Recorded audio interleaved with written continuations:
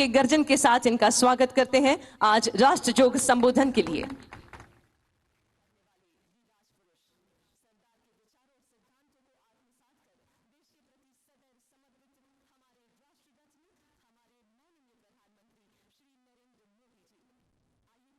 हम सब ने अभी लौह पुरुष सरदार वल्लभ भाई पटेल की दूरदृष्टि से भरी हुई वाणी प्रसाद के रूप में प्राप्त की। मेरी बात बताने से पहले मैं आप सबसे भारत माता की जय का जयघोष कराऊंगा और आप सबसे मेरा आग्रह है, यूनिफॉर्म वाले सभी जवानों से भी आग्रह है और दूर दूर पहाड़ियों पर बैठे मेरे आदिवासी भाइयों बहनों को भी मेरा आग्रह है कि एक हाथ ऊपर करके पूरी ताकत से सरदार साहब का स्मरण करते हुए हम भारत माता की जय का घोष करेंगे। मैं 3 बार करवाऊंगा। पुलिस बेड़े के वीर बेटे बेटियों के नाम भारत माता की। कोरोना के समय में सेवारत कोरोना वॉरियर्स के नाम भारत माता की। आत्मनिर्भरता के संकल्प को सिद्ध करने में जुटे कोटि कोटि लोगों के नाम भारत माता की।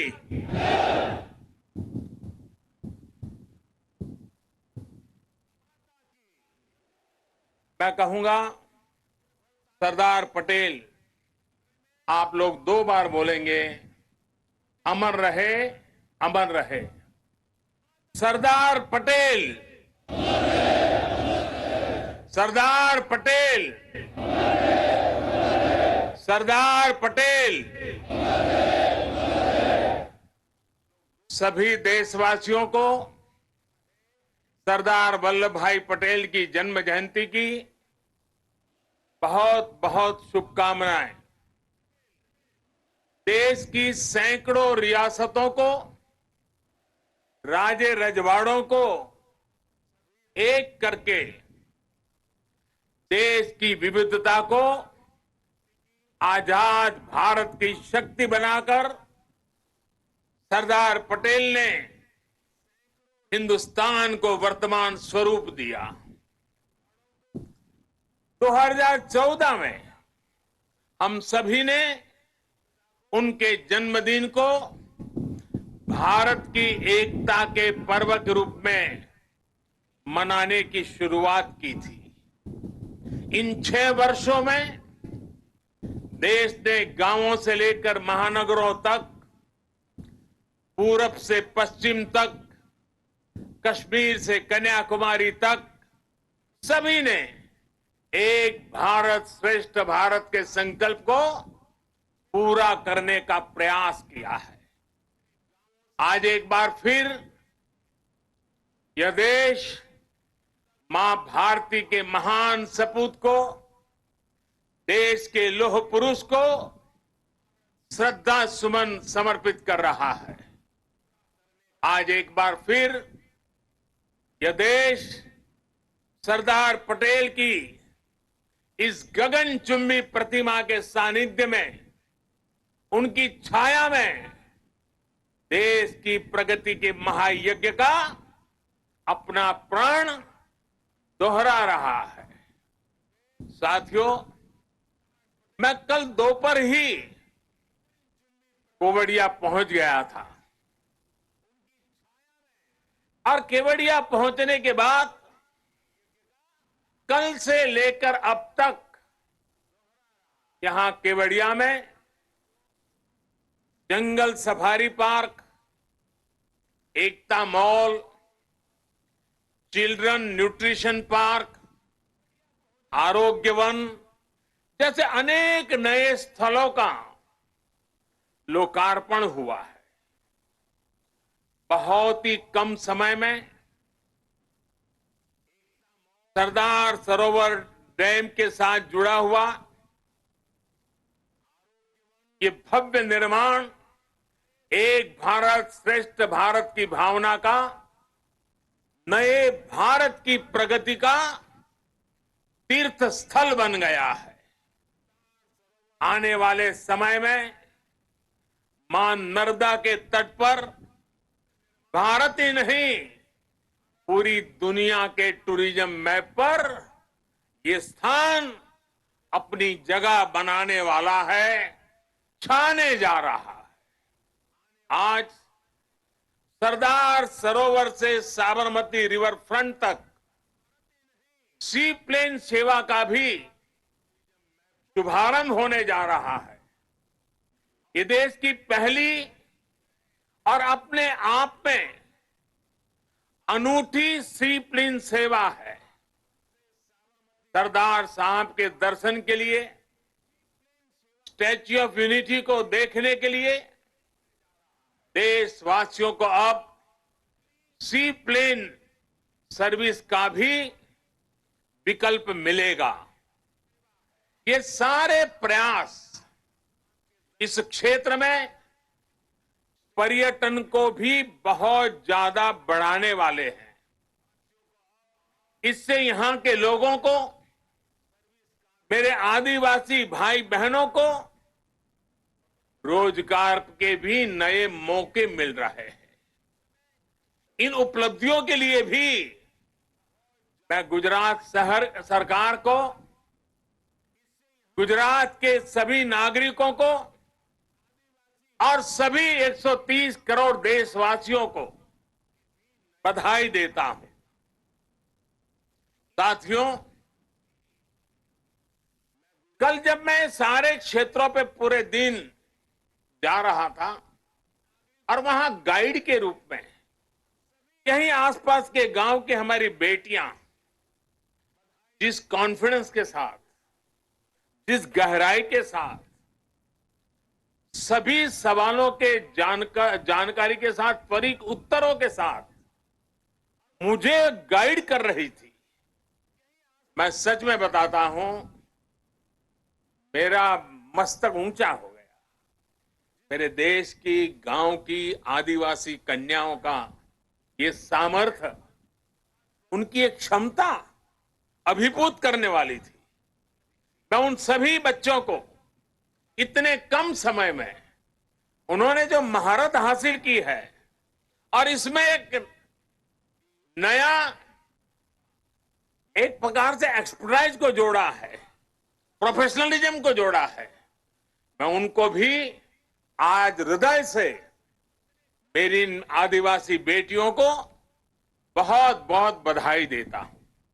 साथियों, ये भी अद्भुत संयोग है कि आज ही महर्षि वाल्मीकि जयंती भी है।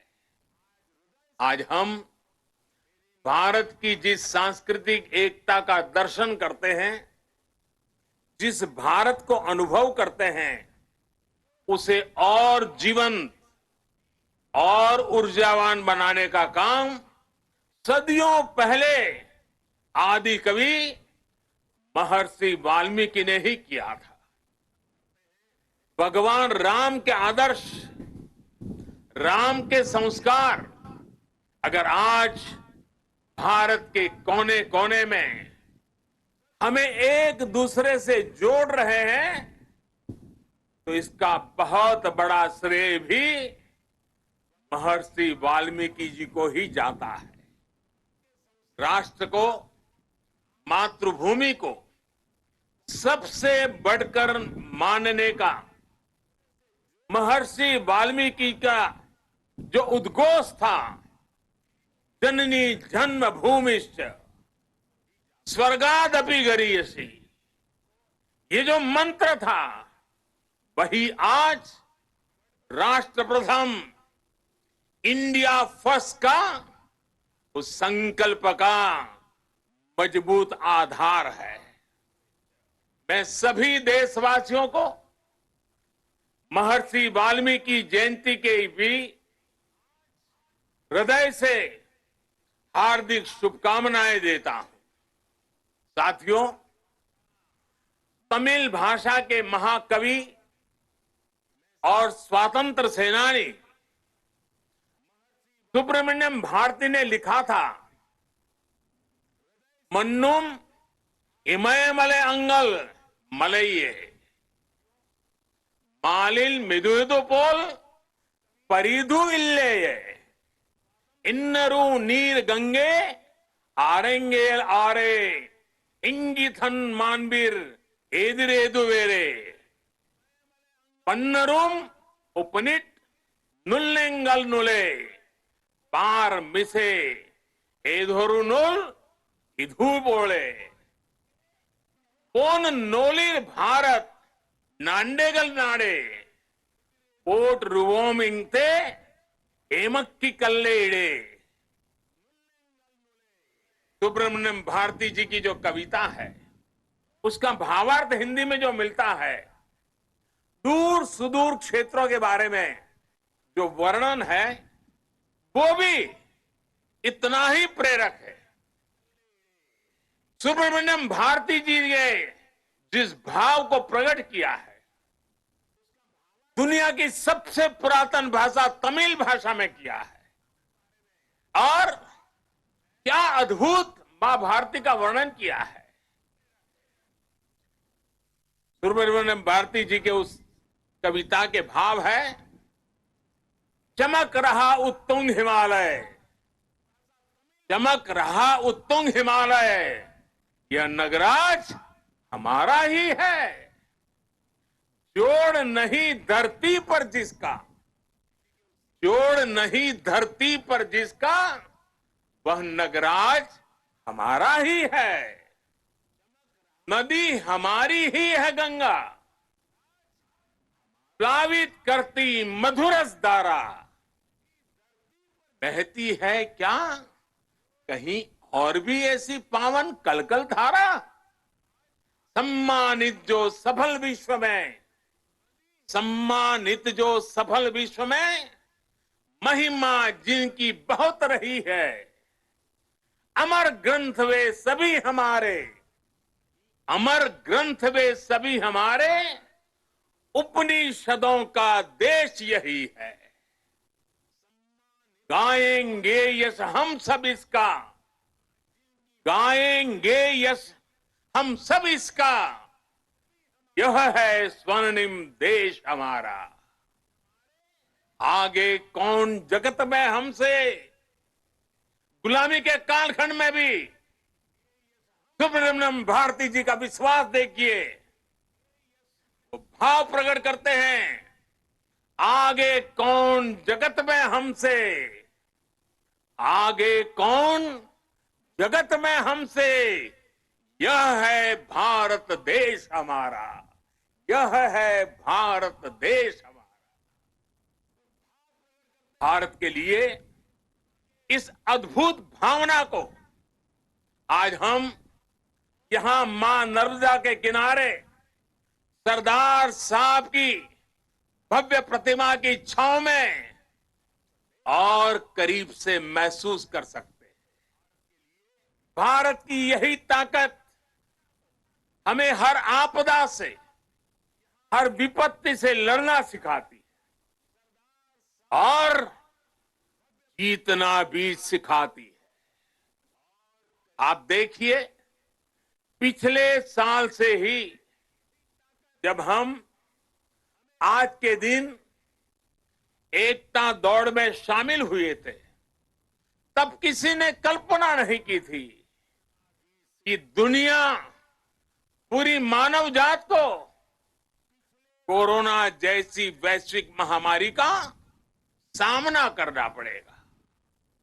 ये आपदा अचानक आई, इसने पूरे विश्व में मानव जीवन को प्रभावित किया है, हमारी गति को प्रभावित किया है। लेकिन इस महामारी के सामने देश ने 130 करोड़ देशवासियों ने जिस तरह अपने सामूहिक सामर्थ्य को, अपनी सामूहिक इच्छा शक्ति को साबित किया है, वह अभूतपूर्व है। इतिहास में उसकी कोई मिसाल नहीं है। कोरोना वॉरियर्स के सम्मान में 130 करोड़ देशवासियों ने एक होकर कश्मीर से कन्याकुमारी, लेह से लक्षद्वीप, अटक से कटक, कच्छ से कोहिमा,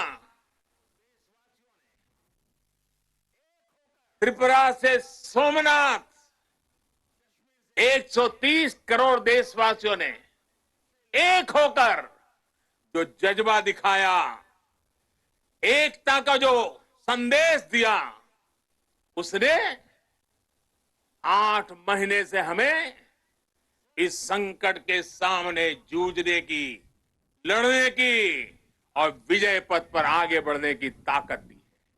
देश ने उनके सम्मान के लिए दिए जलाए, सम्मान व्यक्त किया। हमारे कोरोना वॉरियर्स, हमारे अनेक पुलिस के होनहार साथियों ने दूसरों का जीवन बचाने के लिए अपने जीवन का बलिदान दे दिया।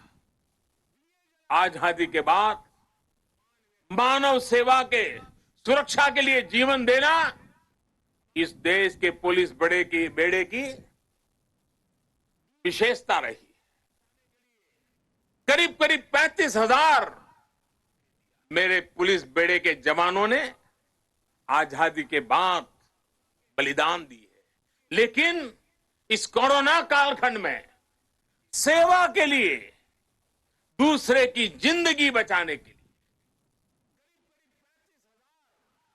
मेरे पुलिस के बेड़े के जवानों ने, कईयों ने सेवा करते करते खुद को ही समर्पित कर दिया। इतिहास कभी इस स्वर्णिम पल को कभी भुला नहीं सकेगा। और पुलिस बेड़े के जवानों को ही नहीं, 130 करोड़ देशवासियों को पुलिस बेड़े के वीरों के एक समर्पण भाव को हमेशा नतमस्तक होने के लिए प्रेरित करेगा। साथियों, ये देश की एकता की ही ताकत थी कि जिस महामारी ने दुनिया के बड़े बड़े देशों को मजबूर कर दिया, भारत ने उसका मजबूती से मुकाबला किया है। आज देश कोरोना से उभर भी रहा है और एकजुट होकर आगे भी बढ़ रहा है। ये वैसे ही एकजुटता है जिसकी कल्पना लौह पुरुष सरदार वल्लभ भाई पटेल ने की थी। हम सभी की ये एकजुटता कोरोना के इस संकट काल में लौह पुरुष सरदार वल्लभ भाई पटेल को सच्ची श्रद्धांजलि है। साथियों, विपदाओं और चुनौतियों के बीच भी देश ने कई ऐसे काम किए हैं जो कभी असंभव मान लिए गए थे। इसी मुश्किल समय में धारा 370 हटने के बाद, आर्टिकल 370 हटने के बाद कश्मीर ने समावेश का 1 साल पूरा किया। 31 अक्टूबर को ही, आज से 1 साल पहले ये कार्यरत हुआ। सरदार साहब जीवित थे, बाकी राजे रजवाड़ों के साथ ये काम भी अगर उनके जिम्मे होता तो आज इतने साल आजादी के इतने वर्षों के बाद ये काम करने की नौबत मुझ पे नहीं आती। लेकिन सरदार साहब का वो काम अधूरा था। उन्हीं की प्रेरणा से 130 करोड़ देशवासियों को उस कार्य को भी पूरा करने का सौभाग्य मिला है। कश्मीर के विकास में जो बाधाएं आ रही थी, उन्हें पीछे छोड़कर अब कश्मीर विकास के नए मार्ग पर बढ़ चुका है। चाहे नॉर्थ ईस्ट में शांति की बहाली हो या नॉर्थ ईस्ट के विकास के लिए उठाए जा रहे कदम, आज देश एकता के नए आयाम स्थापित कर रहा है। सोमनाथ के पुनर्निर्माण, सरदार पटेल ने भारत के सांस्कृतिक गौरव को लौटाने का जो यज्ञ शुरू किया था, उसका विस्तार देश ने अयोध्या में भी देखा है। आज देश राम मंदिर पर सुप्रीम कोर्ट के फैसले का साक्षी बना है और भव्य राम मंदिर को बनते भी देख रहा है।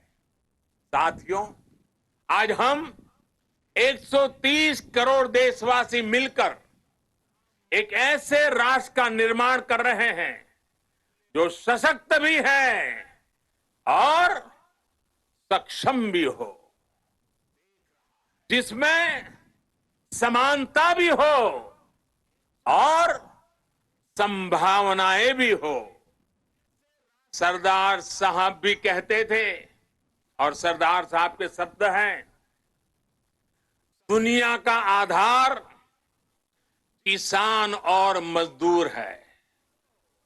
मैं सोचता हूं कि कैसे किसानों को गरीब और कमजोर ना रहने दूं, कैसे उन्हें मजबूत करूं और ऊंचा सिर करके चलने वाला बना दूं।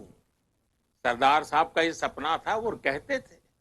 साथियों, किसान, मजदूर, गरीब सशक्त तब होंगे जब वो आत्मनिर्भर बनेंगे, और जब किसान मजदूर आत्मनिर्भर बनेंगे तभी देश आत्मनिर्भर बनेगा। साथियों, आत्मनिर्भर देश ही अपनी प्रगति के साथ साथ अपनी सुरक्षा के लिए भी आश्वस्त रह सकता है, और इसलिए आज देश रक्षा के क्षेत्र में भी आत्मनिर्भर बनने की ओर बढ़ रहा है। इतना ही नहीं, सीमाओं पर भी भारत की नजर और नजरिया अब बदल गए हैं।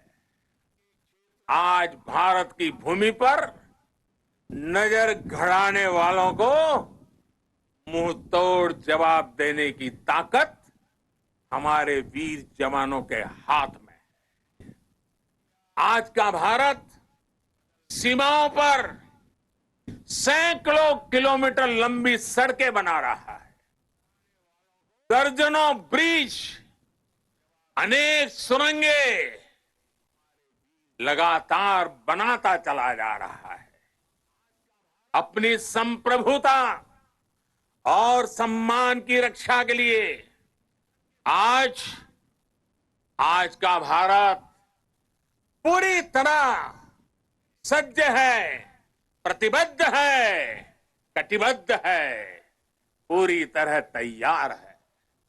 लेकिन साथियों, प्रगति के इन प्रयासों के बीच कई ऐसी चुनौतियां भी है जिसका सामना आज भारत और पूरा विश्व कर रहा है। बीते कुछ समय से दुनिया के अनेक देशों में जो हालात बने हैं, जिस तरह कुछ लोग आतंकवाद के समर्थन में खुल करके सामने आ गए हैं, वो आज मानवता के लिए, विश्व के लिए, शांति के उपासकों के लिए एक वैश्विक चिंता का विषय बना हुआ है। आज के माहौल में दुनिया के सभी देशों को, सभी सरकारों को, सभी पंथों को आतंकवाद के खिलाफ एकजुट होने की सबसे ज्यादा जरूरत है। शांति, भाईचारा और परस्पर आदर का भाव ही मानवता की सच्ची पहचान है। शांति, एकता और सद्भाव वही उसका मार्ग है। आतंकवाद, हिंसा से कभी भी किसी का कल्याण नहीं हो सकता। भारत तो पिछले कई दशकों से आतंकवाद का भुक्तभोगी रहा है, पीड़ित रहा है। भारत ने अपने हजारों वीर जवानों को खोया है, अपने हजारों निर्दोष नागरिकों को खोया है, अनेक माताओं के लाल खोए हैं, अनेक बहनों के भाई खोए हैं। आतंक की पीड़ा को भारत भली भांति जानता है। भारत ने आतंकवाद को हमेशा अपनी एकता से, अपनी दृढ़ इच्छा शक्ति से जवाब दिया है। आज पूरे विश्व को भी एकजुट होकर हर उस ताकत को हराना है जो आतंक के साथ है, जो आतंकवाद को बढ़ावा दे रही है। साथियों, भारत के लिए तो एकता के मायनों का विस्तार हमेशा से बहुत ज्यादा रहा है। हम तो वो लोग हैं जिनको प्रेरणा मिली है, सर्वे भवन्तु सुखिनः। हम वो लोग हैं जिन्होंने आत्मसात किया है वसुधैव कुटुंबकम की। यही तो हमारी जीवन धारा है। भगवान बुद्ध से लेकर महात्मा गांधी तक भारत ने समूचे विश्व को शांति और एकता का संदेश दिया है। साथियों, राष्ट्रकवि रामधारी सिंह दिनकर जी ने लिखा है, भारत एक विचार, भारत एक विचार, स्वर्ग को भू पर लाने वाला। भारत एक विचार, स्वर्ग को भू पर लाने वाला। भारत एक भाव, भारत एक भाव जिसको पाकर मनुष्य जगता है। भारत एक भाव जिसको पाकर मनुष्य जगता है। हमारी ये राष्ट्र हमारे विचारों से, हमारी भावनाओं से, हमारी चेतनाओं से, हमारे प्रयासों से हम सबसे मिलकर ही बनता है। और इसकी बहुत बड़ी ताकत भारत की विविधता है। इतनी बोलियां, इतनी भाषाएं, अलग अलग तरह के परिधान, खान पान, रीति रिवाज, मान्यताएं, ये किसी और देश में मिलना मुश्किल है। हमारे वेद वाक्यों में भी कहा गया है, जन्म बिभ्रति बहुधा विवाचसम, नाना धर्माणम पृथ्वी यथोकसम, सहस्त्रम धारा द्रविणस्य में दुहा ध्रुवेव धनुरन प्रस्फुरंती। अर्थात हमारी ये मातृभूमि अलग अलग भाषाओं को बोलने वाले, अलग अलग आचार विचार व्यवहार वाले लोगों को एक घर के समान धारण करती है।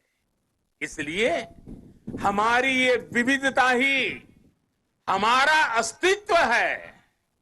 इस विविधता में एकता को जीवंत रखना ही राष्ट्र के प्रति हमारा कर्तव्य है। हमें याद रखना है कि हम एक हैं तो हम अपराजेय हैं, हम एक हैं तो हम असाधारण हैं, हम एक हैं तो हम अद्वितीय हैं। लेकिन साथियों, हमें ये भी याद रखना है कि भारत की ये एकता, ये ताकत दूसरों को खटकती भी रहती है।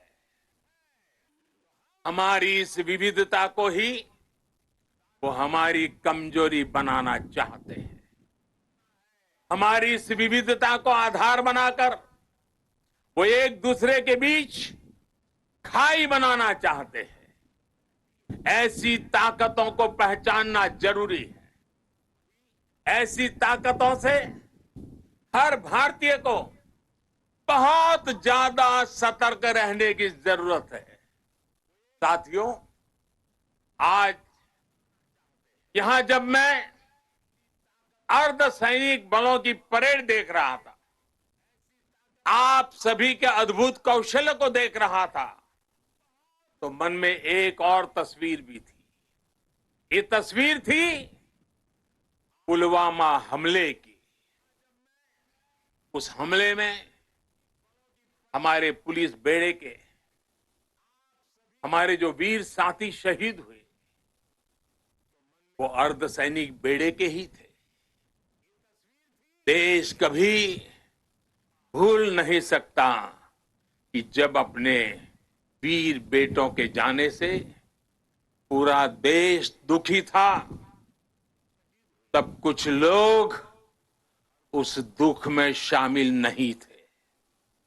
वो पुलवामा हमले में भी अपना राजनीतिक स्वार्थ खोज रहे थे, अपना राजनीतिक स्वार्थ देख रहे थे। देश भूल नहीं सकता कि तब कैसी कैसी बातें कही गई, कैसे कैसे बयान दिए गए। देश भूल नहीं सकता कि जब देश पर इतना बड़ा घाव लगा था, तब स्वार्थ और अहंकार से भरी भद्दी राजनीति कितने चरम पर थी। और उस समय उन वीरों की तरफ देखते हुए मैंने विवादों से दूर रह करके सारे आरोपों को झेलता रहा, भद्दी भद्दी बातों को सुनता रहा।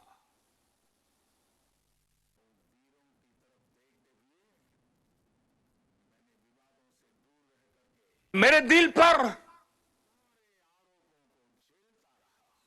वीर शहीदों का गहरा घाव था।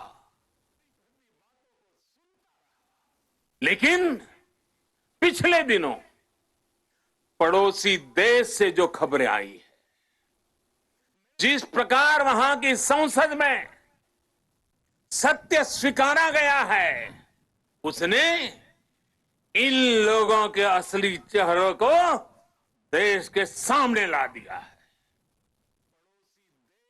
अपने निहित स्वार्थ के लिए, राजनीतिक स्वार्थ के लिए ये लोग किस हद तक जा सकते हैं। पुलवामा हमले के बाद की गई राजनीति इसका बहुत बड़ा उदाहरण है। मैं ऐसे राजनीतिक दलों से, ऐसे लोगों से आग्रह करूंगा, और आज के समय में जरा विशेष आग्रह करूंगा, और सरदार साहब के प्रति अगर आपकी श्रद्धा है तो इस महापुरुष की इस विराट प्रतिमा के सामने से आपको आग्रह करूंगा कि देश हित में,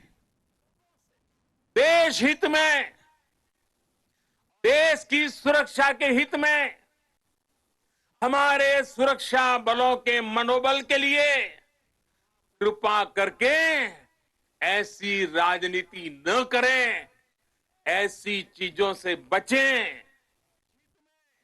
अपने स्वार्थ के लिए जाने अनजाने आप देश विरोधी ताकतों की उनके हाथों में खेलकर, उनका मोहरा बनकर न आप देश का हित कर पाएंगे और न ही अपने दल का। साथियों, हमें ये हमेशा याद रखना है कि हम सभी के लिए अगर सर्वोच्च कोई बात है, वो है सर्वोच्च हित, देश हित। सर्वोच्च हित, देश हित। जब हम सबका हित सोचेंगे, तभी हमारी भी प्रगति होगी, तभी हमारी भी उन्नति होगी।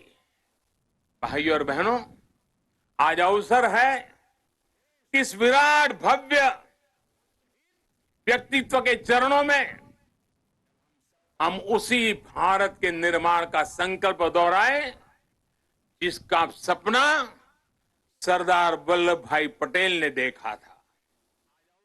एक ऐसा भारत जो सशक्त होगा, समृद्ध होगा और आत्मनिर्भर होगा। आइए इस पावन अवसर पर हम फिर से राष्ट्र के प्रति अपने समर्पण को दोहराएं। आइए सरदार पटेल के चरणों में नतमस्तक होकर हम ये प्रतिज्ञा लें कि देश का गौरव और मान बढ़ाएंगे, इस देश को नई ऊंचाइयों पर ले जाएंगे। इसी संकल्प के साथ सभी देशवासियों को एकता पर्व की एक बार फिर से बहुत बहुत शुभकामनाएं देता हूं। आदरपूर्वक सरदार साहब को नमन करते हुए, श्रद्धा पूर्वक सरदार साहब को श्रद्धांजलि देते हुए मैं देशवासियों को वाल्मीकि जयंती की शुभकामनाएं, सरदार साहब की जयंती की शुभकामनाओं के साथ मेरी वाणी को विराम देता हूं। बहुत बहुत धन्यवाद। बहुत बहुत धन्यवाद माननीय प्रधानमंत्री श्री, आपका तहे दिल से आभार प्रकट करते हैं।